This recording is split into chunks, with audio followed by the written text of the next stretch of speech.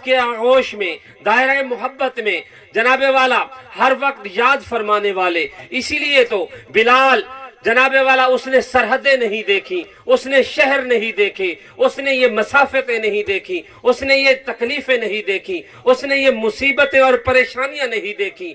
آقا کی محبت میں سرشار ہو کر، مستغرق ہو کر، مدغن ہو کر، تمام صحراؤں کو عبور کرتے ہوئے، تمام جبلوں کو عبور کرتے ہوئے جب آقا کی خدمت میں آتے ہیں تو میرے آقا کریم صلی اللہ علیہ وسلم اپنے اس بلال کو، جس کا رنگ بھی کالا ہوتا ہے، جس کے کپڑے بھی پھٹے پرانے ہوتے ہیں، جسم کے جناب والا جسم سے خون کے فوارے لپک رہے ہوتے ہیں، صحابہ کی جماعت گواہ ہے کہ جب حضور معظم کی کچہری میں آتے ہیں اس خون میں لت پت بلال کو میرے آقا اپنے جسم میں اطہر محمد عربی سے لگا لیتے ہیں.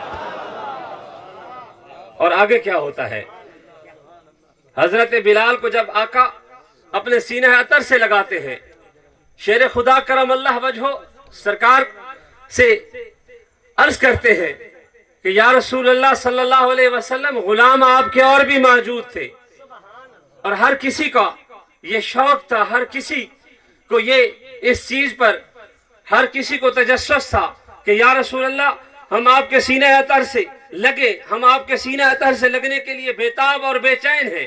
لیکن ایک شخص جو پچھلی صفوں سے آتا ہے، جو ایک شخص جو مدینے کا رہنے والا اور باسی نہیں ہے، ایک شخص جو حبشہ سے اتنی ہجرت کر کے آتا ہے، یا رسول اللہ کیا اس کا مقام صدیق سے زیادہ ہو گیا ہے؟ کیا اس کا مقام عمر فاروق سے زیادہ ہو گیا ہے؟ کیا اس کا مقام عثمان غنی سے زیادہ ہو گیا ہے؟ اور پھر اپنی طرف اشارہ کر کے کہتے ہیں کہ یا رسول اللہ کیا اس کا مقام مجھ علی سے زیادہ ہو گیا ہے؟ جب میرے نبی نے حضرت مولا علی کی یہ باتیں سنی، فرماتے ہیں علی تم وہی ہو کہ میں نے اپنی محبت کا پرچم، اپنی رحمت و برکت کا پرچم، اپنی وحدت کا پرچم تمہارے ہاتھوں میں تھمایا تھا. سبحان اللہ، سبحان اللہ. تمہارے ہاتھوں میں تھمایا تھا، تمہارے ہاتھوں میں دیا تھا. اور وہ وقت تھا. تاریخ اسلام کے طالب علم اس چیز پر فخر کریں گے، حضور کے غلام اس چیز پر فخر کریں گے، اہل بیت کے غلام اس چیز پر فخر کریں گے، حسنی اور حسینی اس چیز پر فخر کریں گے کہ تمام کائنات عرش و فرش جس محمد عربی کے گن گاتی ہے، میرے آقا کریم اسلام کا پرچم جب حضرت علی کو تھماتے ہیں اور وہی پرچم حضرت علی لے کر مدینے کی گلیوں سے گزرتے ہوئے جب اپنے گھر میں تشریف فرما ہوتے ہیں اور اپنی پیاری نور نظر میرے نبی معظم صلی اللہ علیہ وسلم کی پیاری بیٹی نور نظر کے پاس لے کر آتے ہیں اس پرچم کو، تو حضور کی صاحبزادی آپ کو یہ کہتی ہے کہ اے علی آج میں آپ کے چہرے پر خوشی بھی دیکھ رہی ہوں، پریشانی بھی دیکھ رہی ہوں. تو آپ فرماتے ہیں خوشی اس بات کی ہے کہ حضور سرور کائنات نے پورے اہل مدینہ کے سامنے، تمام اہل عرب و عجم کے سامنے علی کے ہاتھ میں اسلام کا پرچم تھما دیا ہے. تو جو کہتے ہیں کہ حسین کیا اقتدار کی جنگ لڑ رہا تھا، جو کہتے ہیں کہ حسین کوئی جد و جہد کر رہا تھا، کسی اور منزل کو پانے کی جستجو کر رہا تھا، اس کو یہ سمجھ آ جانی چاہیے کہ حسین کون ہے؟ حسین ابن علی ہے. اور علی کون ہے؟ حضور کے نور نظر ہے. اور علی کون ہے؟ علی وہ ہے کہ پوری کائنات کا پرچم حضور علی کے ہاتھوں میں دے رہے ہیں.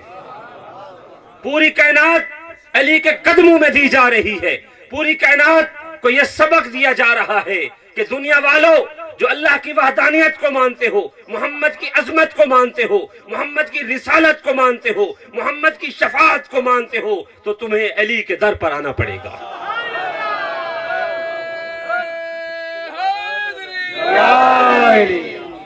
ایک طرف خوشی کا یہ عالم ہے، ایک طرف خوشی کا یہ عالم ہے، دوسری طرف پریشانی بھی ہے.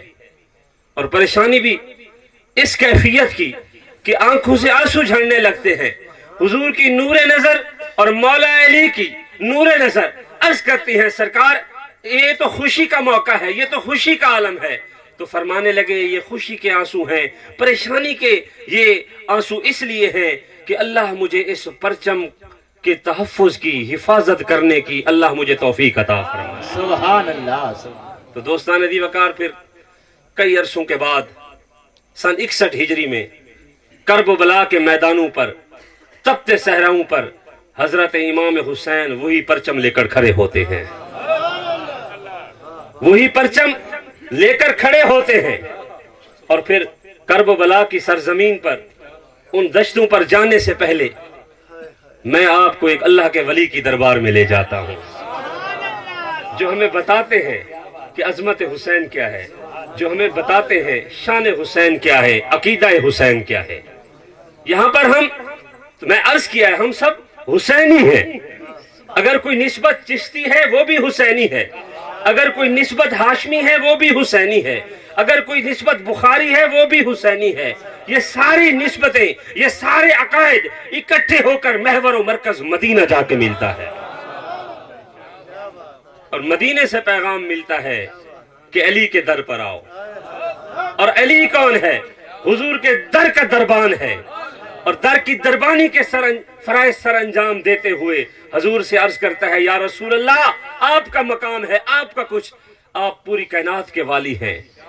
پوری کائنات کے والی کا مقام یہ ہے کہ آج ربیع الاول کا مہینہ شروع ہوا ہے، سرکار کی میلاد کی محفلیں، نسبتیں، محبت والی بزمیں شروع ہو گئی ہیں، اور میرے آقا کے میلاد کی محفلیں۔ مرحبا مرحبا مرحبا مرحبا مرحبا مرحبا۔ تو دوستان دی وقار، یہ محفلیں، یہ سلسلہ، یہ کوئی تھم جانا ہے؟ یہ آپ لوگوں کی محبتوں کا سلسلہ، یہ سرکار حسینی کی محبتوں کا سلسلہ، یہ تھم جانا ہے؟ یہ محفلیں کوئی ایک مہینے کے لیے ہیں؟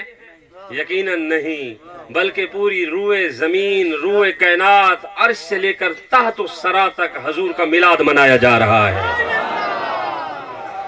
اگر کرب و بلا کی سرزمین پر قرآن پڑھا گیا ہے وہ بھی میلاد تھا، اگر کرب و بلا کی سرزمین پر خون کے نذرانے فدا ہوئے ہیں تو وہ بھی میلاد تھا، اگر میرے نبی صلی اللہ علیہ وسلم مدینے کی گلیوں میں گزرتے ہیں اور مدینے کے درخت وجد میں آ کر، رکت کی کیفیت میں آ کر یسلم تسلیمہ کی آوازیں بلند کرتے ہیں تو اصحاب رسول عرض کرتے ہیں یا رسول اللہ ان کی محبت کا کیا عالم ہے، یہ پتے کس چیز کی نوید بتا رہے ہیں؟ آقا فرماتے ہیں اللہ کی حمد اور محمد کی نعت بیان ہو رہی ہے۔ تو اللہ کے ولی کے دربار میں ہم ضرور جائیں گے کہ ہم الحمدللہ ہم سمجھتے ہیں کہ یہ سارا فیض صاحب مزارات کا ہے، اور جب سے ہم نے نا یہ صاحب مزارات کی، اہل مزارات کی نسبت کو کمزور کیا ہے، اپنے آپ کو کمزور کیا ہے، اپنے عقیدے کو کمزور کیا ہے، دوستان دی وقار پھر ہم ڈگمگا رہے ہیں۔ دوستان دی وقار، یہ پاکستان ہو، یہ عالم اسلام ہو، یہ اقوام عالم ہو، یہ فیضان اگر پوری دنیا میں پھیلا ہے تو میں اگر دائیں طرف دیکھتا ہوں تو مجھے پیر جگی کے اہل مزارات نظر آتے ہیں، اگر میں بائیں طرف دیکھتا ہوں تو مجھے سلطان العارفین کے مزارات نظر آتے ہیں، میں اگر آگے پیچھے جہاں پر دیکھتا ہوں مجھے حسنی بھی نظر آتے ہیں، حسینی بھی نظر آتے ہیں۔ تو دوستان دی وقار، سبحان اللہ سبحان اللہ۔ چونکہ عقیدت مندوں کی محبت کا اپنا عالم ہوتا ہے۔ ایک عقیدت مند حضرت بابا پیر برکت علی لدھیانوی رحمت اللہ علیہ کی خدمت میں آتا ہے، اور جب کوئی عقیدت مند آتا ہے نا وہ کشتیاں جلا کے آتا ہے، وہ جب اپنے پیر کو ملنے آتا ہے یا پیر پکڑنے آتا ہے یا پیر سے فیض حاصل کرنے آتا ہے، ظاہراً اہل سنت کا یہ عقیدہ ہے کہ ہمارے اکابرین ہماری رہنمائی کرتے ہیں، ہمیں راستہ دکھاتے ہیں کہ یہ اللہ کا راستہ ہے، یہ محمد کا راستہ ہے، وہ ہماری رہنمائی کرتے ہیں، ہمیں بتاتے ہیں کہ یہ قرآن ہے، یہ حدیث ہے، وہ ہمیں بتاتے ہیں کہ اعمال، افعال اور کردار ہی قبر میں کام آنے ہیں، حشر میں کام آنے ہیں۔ اور آج ہمارے بھائی محترم عظمت صاحب کی माशाअल्लाह दस्तार बंदी हुई है और ये एक फैज है माशाअल्लाह। हमारे भाई हुसैनी साहब सरकार ने दस्तार बंदी की है। दोस्तान दीवकार, यही एक फैज है, यही एक सिलसिला है। हम सब उस परचम तले हैं जिसकी क़यादत अली अल मुर्तजा कर रहे हैं। ये हमारे अपने ईमान की और अकीदे की कमजोरी है कि अगर हम अपने आप को उस बज़्म से निकाल लें जिस बज़्म में अली अल मुर्तजा मौजूद है, हम उस महफिल से अपने आप को अलहदा कर लें कि जिसमें हजरत इमाम हसन और इमाम हुसैन मौजूद हैं। और दोस्तान ज़ीवकार, भला वो महफिल उस तरह की महफिल कैसे हो सकती है कि जिसमें हसन भी हूं, हजरत इमाम हसन भी हूं, हजरत इमाम हुसैन भी हूं, मौला अली हूं, सरकार मोहम्मद मुस्तफा क्यों ना हो। तो हजरत पीर बाबा बरकत अली लुधियानवी बाबा जी के पास एक अकीदतमंद जब आता है और आके कहता है कि सरकार, मैं आपका बैयत होना चाहता हूं, आपका मुरीद होना चाहता हूं। सरकार ने उसको बैयत फरमा दिया। जब बैयत फरमाया तो उस शख्स ने अपने सादगी के अंदाज में अर्ज किया कि अब मैं पीर बाबा बरकत अली लुधियानवी का मुरीद तो हो गया हूं, लेकिन सरकार मेरी निस्बत क्या है, मैं अपने आप को क्या कहलवाऊंगा। मेरे सरकार ने बड़े खूबसूरत अंदाज में फरमाया कि दुनिया में सिर्फ दो अकीदे हैं, एक यजीदी है, एक हुसैनी है। अख दा तारा दिल दा चैन, अख दा तारा दिल दा चैन।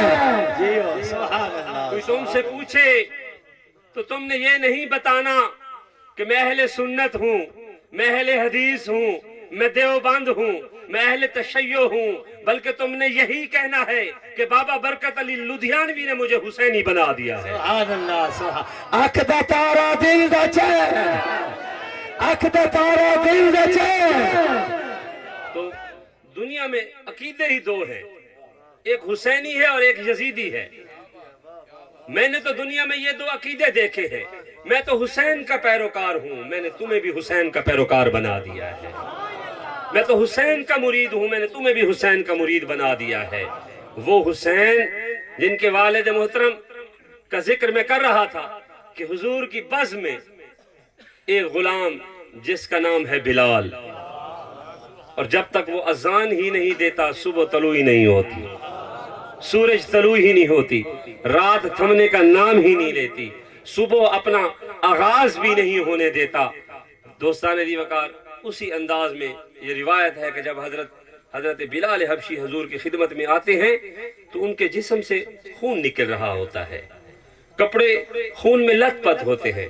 इस कैफियत में फिर भी मेरे आका ना अपनी वज़ाकता को देखते हैं, ना अपने नूरानी कुरानी अंदाज और लिबास को देखते हैं, अपने गुलाम को अपने सीने अतहर से लगा लेते हैं। यकीन फरमाइए, आज यहाँ पर बैठा हुआ हर आशिक रसूल काबिल रश्क होगा, काबिल फख्र होगा, काबिल तारीफ और तासीन होगा और अपने ऊपर नाज़ा होगा कि जब शायद हजरत मौला अली शेर जली करम अल्लाह वजह मेरे सरकार की ज़बान मुबारक से कहलवाना क्या चाहते थे। मेरे आका सल्लल्लाहु अलैहि वसल्लम अपने हर गुलाम की ऊपर नजर शफकत रखते हैं, अपने हर गुलाम को अपने सीने अतर से लगाते हैं। मगर हजरत मौला अली का सवाल ये था कि या रसूल अल्लाह, बिलाल का चूंकि अंदाज ऐसा था कि उसके जिस्म से खून निकल रहा था, फिर भी आपने उसको अपने सीने अतर से लगा दिया। मेरे आका ने फरमाया कि बिलाल मुझे प्यारा है, जो प्यारा होता है उसको सीने से लगाया जाता है। हाँ मेरे उम्मतियों, अली अल मुर्तजा, मेरे सहाबा, अहले अरब व अजम, मैं तमाम लोगों को बताना चाहता हूँ कि मुझे अपनी उम्मत प्यारी है, अपना बिलाल प्यारा है। मैं अपने हर उम्मती को इस तरह मोहब्बत और उल्फत की नजर से देखता हूँ, अपने सीने अतर से मैं मोहम्मद अपने सीने अतर से लगा के रखता हूँ, क्योंकि मुझे अपनी उम्मत का क़यामत तक हर फर्द इतना प्यारा है जैसे बिलाल प्यारा। सुभान अल्लाह। नारे तकबीर, नारे रिसालत, नारे हैदरी, नारे हैदरी। अख दा तारा दिल दा